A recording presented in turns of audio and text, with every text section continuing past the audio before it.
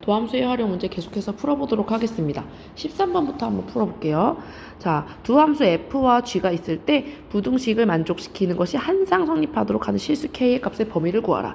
자, 이런 문제는 여러분 fx, gx의 부등식의 식을 구성시켜 볼게요. 그러면 2x 4제곱 플러스 x 세제곱 플러스 k 가 마이너스 2x 4제곱 플러스 5x 세제곱보다 크거나 같다 이렇게 돼요. 그런데 여러분 우리가 이 함수와 이 함수를 각각 그려서 한쪽이 크거나 같다라는 것은 그래프상으로 gx의 함수보다 fx 함수 항상 위에 있다라는 건데 그래프를 구성하기가 쉽지가 않아요. 그래서 우리는 어떻게 할 거냐면 이 식을 좀 정리를 할 겁니다. 한쪽에는 상수항만 남길 거고요. 나머지 한쪽은 전부 다 이항시켜 줄 거예요. 그러면 이런 식이 만들어져요. 좌변에는 k만 남고 우변은 넘겨요. 그러면 마이너스 4x 4제곱 그리고 플러스 4x 세제곱 이런 함수가 됩니다. 그래서 우리 이 함수를 새로운 hx라는 함수를 할 거예요. 그러면 이 hx를 우리가 그렸을 때 hx라는 함수가 k보다 항상 작거나 같은 상수함수를 찾는다면 상수함수가 되는 k값 찾는다면 이 부등식이 항상 성립하는 k값의 범위를 구하는 거겠죠. 그럼 우리는 hx의 그래프 개형을 그려봅시다. 미분할게요. 마이너스 16x 세제곱 플러스 12x 제곱이에요.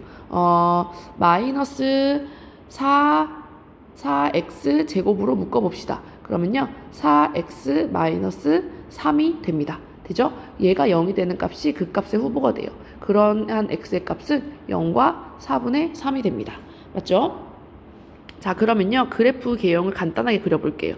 0에서 그리고 4분의 3을 지나면서 0에서는 접하고 최고차가 음수기 때문에 오른쪽 아래로 내려가는 함수, 이런 함수가 됩니다. 그쵸? 그러면 얘가 h'의 함수니까 프라임의 부호를 따져준다면 양수, 음수가 돼요. 그러면 이걸 가지고 우리 그래프 개형을 그릴 건데요. 자, y축이 이렇게 되고 4분의 3이 되고, 자, 우리가 그려보려면 좌표 값을 정확히 알아야 돼요. 그래서 우리 0에서의 함수값과 4분의 3에서의 함수값을 구해봅시다. 0에서의 함수값은 0이고요. 4분의 3의 함수값은 마이너스 4 곱하기 4의 세제곱 분의 3의 4제곱, 4제곱이죠. 미안합니다. 플러스 4 곱하기 4의 세제곱 분의 3의 세제곱이에요. 자, 그러면 여러분 얘는 이렇게 약분되면서 4의 세제곱으로 분모를 맞출게요. 그럼 64분의 마이너스 81 플러스 뭐가 되냐면 108이 됩니다. 그러면 여러분 64분의 27이 돼요. 그래서 0일 때는 0,0을 지나고 4분의 3일 때는 27분의 64라는 점을 지나게 돼요. 그러면서 함수의 그래프는 증가 멈췄다가 다시 증가 멈췄다가 감소하는 함수가 됩니다.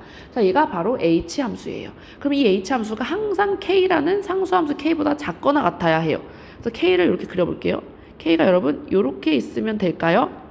그러니까 요런 식으로 요렇게 있으면 될까요? 안 됩니다. 자, 이제부터 우리가 k를 움직여 볼 거예요. 자, k라는 함수를 움직여 봅시다. 자, 움직여 보면 되나요, 여러분? 안 되죠. k보다 큰 지점이 존재해요. k가 근데 올라가다가 27분의 64가 된다면 어떻습니까? 성립하죠. k보다 항상 작거나 같아요. 그리고 위로 올라가도 마찬가지예요. 그래서 요 범위에 있어야 되겠죠, k가. 그쵸? 그래서 얘는 y는 k가 여기에 있어야 한다. 따라서 여기다 쓸게요. 따라서 k 값의 범위는 27분의 64보다 크거나 같아야 한다라는 것을 알 수 있게 됩니다. 할 수 있겠죠? 네, 14번으로 가겠습니다. 14번은 우리 속도 가속도 문제인데요. 여러분, 속도는요. 위치함수 vt라고 표현하고 얘는 위치함수인 xt를 한번 미분한 값이 되죠. 그쵸? 그리고 가속도는 at라고 표현하고 얘는 속도를 한번 미분한 것이 됩니다. 그럼 볼까요? 원점에서 출발하여 수직선 위로 움직이는 점 P의 시각 T에서의 위치 X가 이렇게 주어졌어요. 뭐라고 했냐면 점 P가 출발한 후 다시 원점에 도착했을 때의 속도와 가속도를 구하라 라고 했어요. 자, 여러분 출발한 다음에 다시 원점에 도착했다는 얘기는 우리가 속도 가속도 할 때는 수직선상에서 움직이는 점 P를 이야기하거든요. P가 점에서 출발을 했어요. 출발했다가 다시 돌아왔다는 거죠. 그럼 위치상으로는 다시 원점으로 돌아왔다. 그러니까 위치가 0일 때다 라고 말할 수 있죠. 그쵸? 즉 xt가 0인 그 t에서의 속도와 가속도를 구하라 이런 이야기예요. 그러면 먼저 xt가 0이 되는 마이너스 t세제곱 플러스 16t가 0이 되는 t의 값을 찾아봅시다. 마이너스 t를 묶으면요. t제곱 마이너스 16이고요. 얘는 t 플러스 4, t 마이너스 4로 인수분해가 됩니다. 얘가 0이 되도록 하는 t의 값은요. 마이너스 4, 0, 4 세 가지 중에 하나인데 여러분 시간은 음수가 될 수 없고 다시 도착한 거니까 출발 지점도 될 수 없어요. 그래서 4초일 때 갔다가 다시 돌아왔구나. 그러면 그때의 속도와 가속도를 구해보자 라는 겁니다. 그럼 속도를 구해보면요. 위치 함수를 한번 미분하면 됩니다. 마이너스 3t제곱 플러스 16. 그때 4초 때의 속도는 뭐가 되냐면 마이너스 48 플러스 16이 돼서 마이너스 32가 될 거고요. 가속도는 속도를 미분한 것이기 때문에 마이너스 6t가 됩니다. 이때 4일 때, 시간이 4일 때의 가속도는 마이너스 24가 됨을 알 수가 있죠. 될까요? 네, 15번도 풀어보도록 하겠습니다. 여러분 15번도요. 속도 가속도에 대한 문제예요. 그런데 속도 가속도에 대한 문제인데 어때요? 그래프로 그려져 있죠. 그쵸? 보세요. 수직선 위로 움직이는 점 P의 시각 T에서의 위치 XT는 그림과 같대요. 그래프와 같대요. P에 대한 설명으로 옳은 것을 볼게요. 기억 볼까요, 여러분? 이거 동그라미 치면 안 되죠. 기억 볼까요? 원점을 2번 지난다 라고 했어. 위치가 우리가 원점에서 출발을 한 거예요. 출발해서 시간이 감에 따라서 T의 위치가 이런 식으로 변한 거예요. 우리가 수직선으로 따지면 이런 거지. 얘가 이렇게 밑으로 내려갔다가 요만큼까지 내려갔다가 다시 이러고 올라가는 거죠. 어디까지?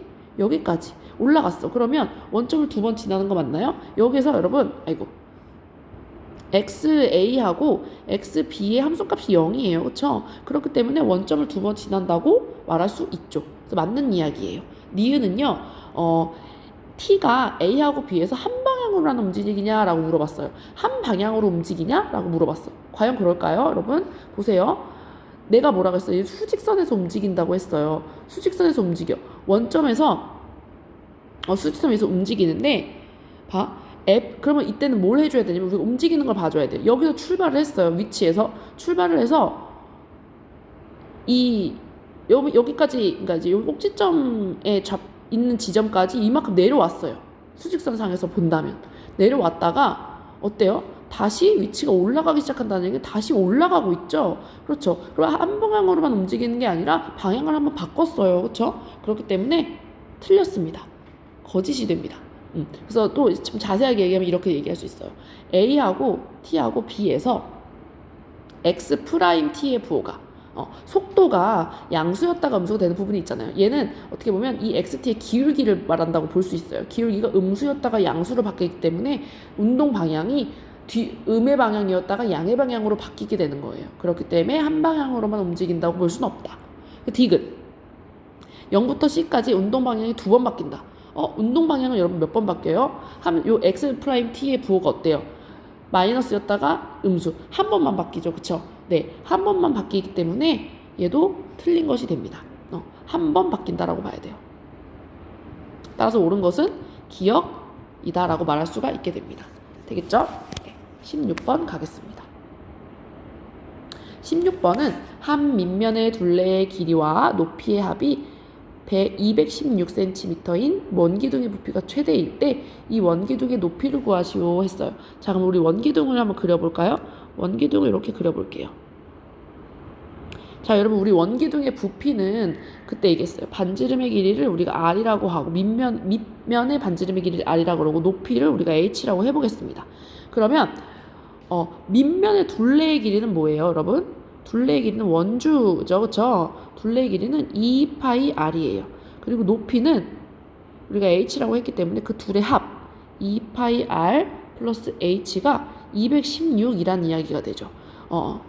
그죠? 그러면 이렇게 얘기할 수 있어요. H는 216 마이너스 2파이 R이다 라고 말할 수 있어요.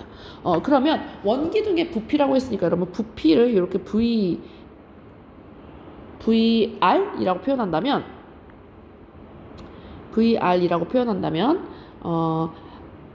파이 R 제곱 H가 되는데 파이 R 제곱에서 H가 216 마이너스 2파이 R이에요. 그렇죠? 그러면 얘는요 마이너스 2파이 제곱 R 세제곱 플러스 216 파이 R 제곱이라고 쓸 수 있습니다. 그럼 여러분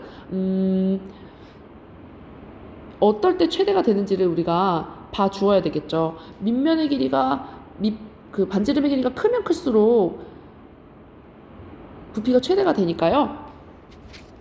부피가 최대가 되니까 그렇게 맞춰서 구해주기만 하면 됩니다.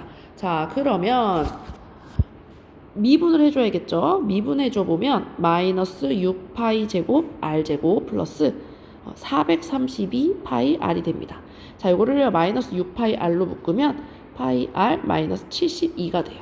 네, 그래서 R이 0 또는 그리고 파이분의 72일 때 이제 얘가 0이 되는 값을 갖는 거죠. 그러면 볼까요? 그래프 대략 그려보면 R이 0일 때와 파이분의 72이고 위로 볼록인 함수니까 감소, 증가, 감소. 그래서 0과 파이분의 71을 기준으로 감소, 증가, 감소가 돼요. 그럼 어떨 때 최대가 되는 거예요, 여러분? 네, 파이분의 72일 때 최대가 되는 겁니다. 그래서 R이 파이분의 72일 때 네, 옹기둥의 부피가 최대가 됩니다. 그러면 여기다가 대입을 해서 H 값을 구해주면 되겠죠. 따라서 H는 216 마이너스 2파이 곱하기 파이분의 72. 그래서 216 빼기 144가 돼서 72가 됨을 알 수가 있습니다. 되겠죠, 여러분? 네, 이제 세 문제 남았어요. 17번은 어떻게 할까요? 점 1,K에서 곡선이 여기에서 이 곡선에 서로 다른 세 접선을 그릴 수 있을 때 실수 K의 값의 범위를 구하라 라고 했어요. 그럼 여러분 우리가 접선의 방정식을 구하려면 가장 먼저 알아야 되는 건 접점이에요. 네, 이거를 어떻게 해야 될까? 볼게요. 첫 번째 우리는 접점을 찾아줘야 돼요. 접점의 좌표를 모르니까 1,4는 지금 여기 위에 있는 그 점은 아닌 것 같아요. 그래서 접점의 x좌표를 t라고 한다면 마이너스 t 세제곱 플러스 6t제곱 마이너스 11t 플러스 6이 됩니다. 그러면 기울기는 y 프라임 마이너스 3x제곱 플러스 12x 마이너스 11 한 것에다가 x대의 접점의 x좌표인 t를 대입해 준 값 마이너스 3t제곱 플러스 12t 마이너스 11이 기울기가 됩니다. 그럼 얘를 가지고 우리는요 접선의 방정식을 구할 수 있어요. 접선의 방정식은 y 마이너스 t 세제곱 플러스 6t제곱 마이너스 11t 플러스 6은 마이너스 3t제곱 플러스 12t 마이너스 11 x 마이너스 t입니다. 얘가 1,k를 지난다는 거예요. 그러면 여러분 얘 정리해보면 이렇게 돼요. 정리를 해보면 k 플러스 t 세제곱 마이너스 6t제곱 플러스 11t 마이너스 6은 여기다 1을 넣었어요.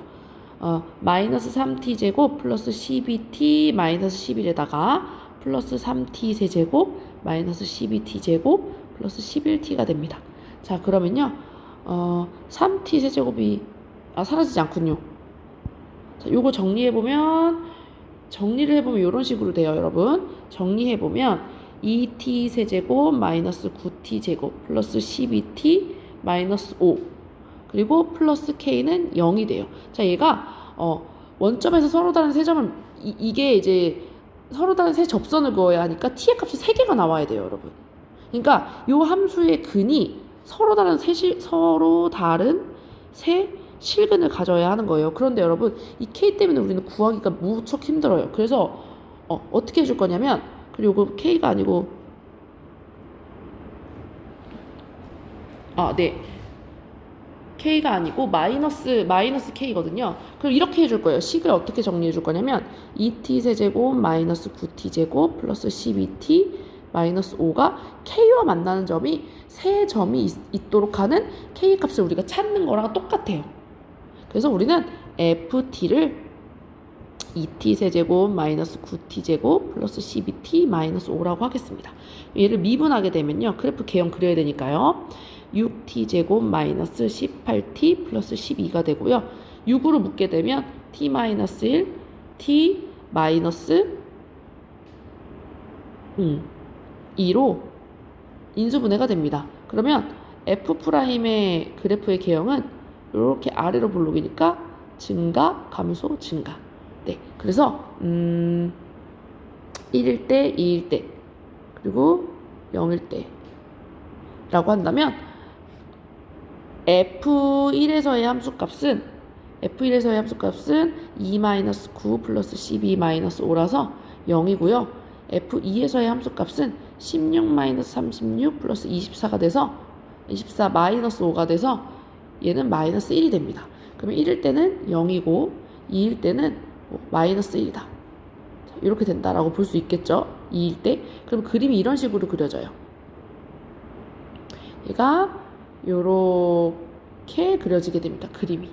그쵸? 그랬을 때 K하고 이 함수가 세 점에서 만나야 돼요. 그러면 이렇게 되면 되나요, 여러분? 안 되죠. 그럼 어떤 식으로 움직여야 될지 한번 같이 볼게요. 얘가 여기보다 커야 돼요. 여기 사이에 있어야 되죠. 그리고 여기까지. 여기 이상으로 0 이상으로 올라가면 안 되죠. 그래서 이 사이에 있어야 한다. 그래서 K의 값은 마이너스 1보다는 커야 하고 0보다는 작은 범위를 갖게 될 거다라고 말할 수 있게 됩니다. 될까요? 18번 해결해 보도록 하겠습니다. 자, 최고차의 계수가 1인 4차 함수 fx가 f0은 0이고 모든 실수 x에 대하여 이것을 만족시킨다 라고 했어요. 그랬을 때 서로 다른 실근의 개수가 4개일 때 f3을 구하라 했어요. 이거 너무 좋은 문제고요. 중요한 문제입니다, 여러분. 자, 여러분. f-x는 fx를 만족한다. 이거 무슨 함수냐면요, 여러분. 네. 이거 y축 대칭인 함수를 의미해요.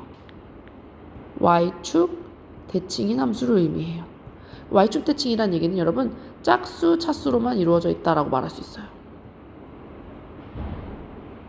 어져 있다 라고 이야기할 수 있어요. 그래서 fx의 함수를 이렇게 구성할 수 있어요. 최고차의 계수가 1인 4차 함수니까 x 4제곱 플러스 ax 제곱 플러스 상수함수 b. 그런데 f0의 값이 0이라고 했기 때문에 b의 값이 0이 됩니다. 따라서 fx는 x 4제곱 플러스 ax 제곱이라는 함수가 돼요.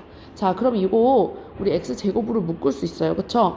그러면 x 플러스 제곱 플러스 a가 되는데 여기서 여러분 이 x 제곱 플러스 a를 잘 보세요.